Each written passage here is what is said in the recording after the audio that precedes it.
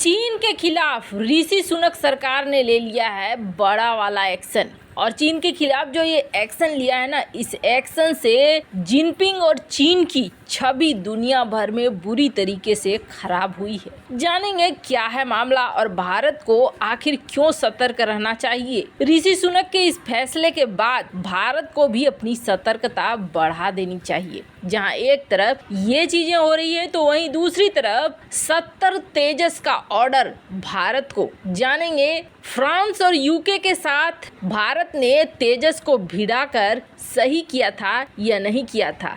आखिर इतना बड़ा ऑर्डर क्यों मिल रहा है, आइए जानते हैं इन खबरों को विस्तार से। चीन के ऊपर ना दुनिया यकीन करके सबसे बड़ी गलती की और ये चीजें अब दुनिया भर को आभास भी होनी शुरू हो गई है। चाइना ने अफ्रीका में कहा कि हम आपकी सेवा करेंगे, हम आप पैसे लगाएंगे, हम आपके भवन बनाएंगे और बदले में जो भी टैक्स वैक्स है वो आप हमें देना, पेमेंट आप हमें इंस्टॉलमेंट में देते रहना। अफ्रीका खुश हो गया। अफ्रीका ने भी सपने देखे, उसे भी लगा कि हमारे पास एक बड़ा सा संसद होगा, हमारे पास बहुत तरह के बिल्डिंग होंगे और ये सोचकर अफ्रीका ने कॉन्ट्रैक्ट दे दिया चाइना को और चाइना ने कई तरह के बिल्डिंग्स बनाए, कई तरह के इंफ्रास्ट्रक्चर बनाए, कई सरकारी भवन भी बनाए। चाइना बहुत ज्यादा कोशिश करता था कि सरकारी भवन का टेंडर चाहे कम दाम पर ही क्यों न हो, चाइना को ही मिले। खास तौर पर जो संवेदनशील सरकारी दफ्तर थे उनके पीछे तो चाइना पड़ा रहता था। अब ऐसे में क्या होता था, चाइना को कॉन्ट्रैक्ट इजिली में मिल जाता था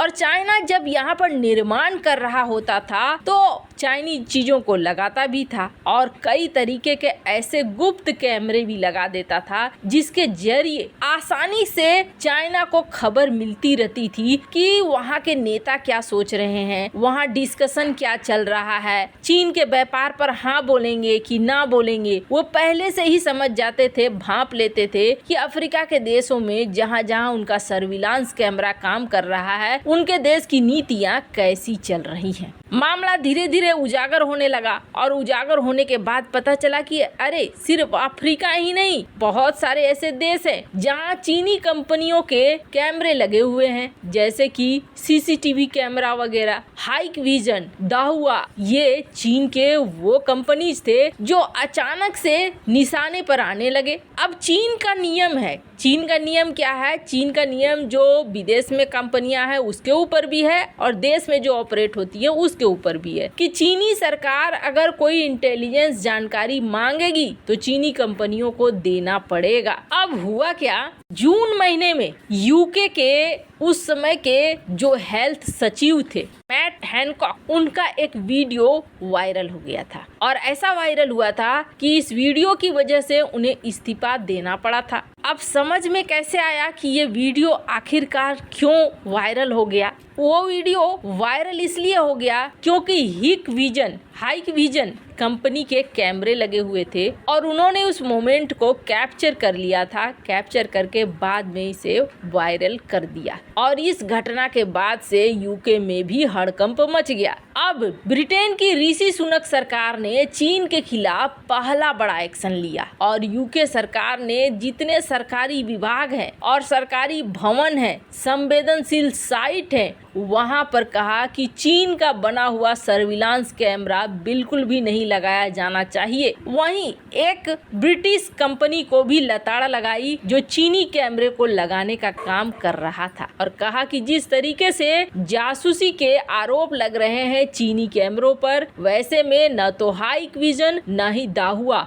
इनमें से किसी का भी इस्तेमाल नहीं होना चाहिए। हालांकि इसके साथ साथ ये भी कहा उन्होंने कि चूंकि कई ऐसे मामले आए हैं जिसमें ये भी देखा गया है कि ये कैमरे सिंजियांग में निर्मित होते हैं, पर माना ये जा रहा है कि ये कदम उठा है जासूसी को लेकर। वैसे आपको बता दें, ब्रिटेन ने ये कदम उठाया, इसका मतलब है यूरोप, अमेरिका, अब ये देश भी चाइना की चीजों को इसी नजर से देखेंगे और देख भी रहे हैं। पर यूके के कदम उठाने के बाद दुनिया भर के देश भी इस मामले में कदम उठाएंगे और ये चीन के लिए सबसे बड़ी बुरी खबर बनेगी। खैर, जहां एक तरफ ये सब कुछ हो रहा है, वहीं दूसरी तरफ भारत के लिए बहुत बड़ी खुशखबरी निकलकर सामने आ रही है। एक तो हमने देखा कि किस तरीके से मलेशिया डील में भारत का तेजस एकदम से फाइनल होने वाला था, लेकिन ये डील नहीं हुई। हालांकि अब जांच की टीम बैठ गई है कि आखिर क्या इसमें झोल हुआ था, क्यों तेजस को सेलेक्ट न करके किसी दूसरे को सेलेक्ट न करके FA-50 को महंगे दाम पर मलेशिया खरीद रहा है। खैर, अभी ये आनी निकल कर बाकी है कि क्या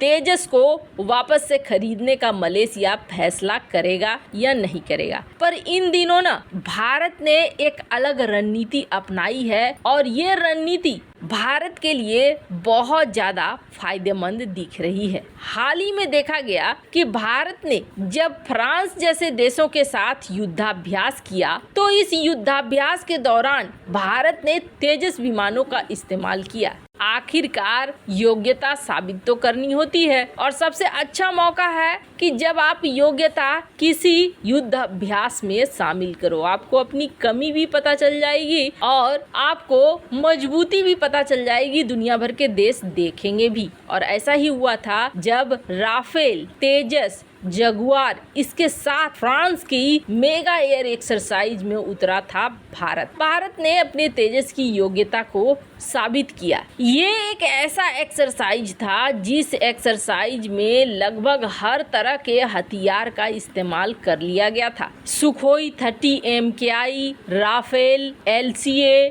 जगुआर, LCH, Mi-17 हेलीकॉप्टर्स, इन सब का इस्तेमाल किया गया गरुड़ 7 एक्सरसाइज में। इसके अलावे भारत लगातार तेजस को कई एयर शो में भी सामने रख रहा है। भारत ने एरो इंडिया 2023 के लिए भी तेजस को सामने दिमाग में रखा है कि हम इसे फरवरी में करेंगे और फरवरी में इस एयर शो के दौरान अपने जो भी हथियार नए हैं उनको सामने रखेंगे, जिसमें तेजस भी एक है। अब आखिरकार भारत ने 2023 में जो 26 जनवरी का अवसर होगा, उसमें मुख्य अतिथि के रूप में मिस्र के राष्ट्रपति अब्देल फतह अल सीसी को बुलाया है। साफ दिख रहा है कि इससे भारत ने एक तीर से दो शिकार मारा है। पहली बात ये, इजिप्ट को 70 विमान चाहिए और इजिप्ट ने भारत के इस विमान पर दिलचस्पी दिखाई है। भारत के लिए ये बहुत बड़ा अवसर है कि इसी मीटिंग में ये डील फाइनल हो जाए। वहीं दूसरी तरफ भारत ने इन्हें मुख्य अतिथि के रूप में बुलाकर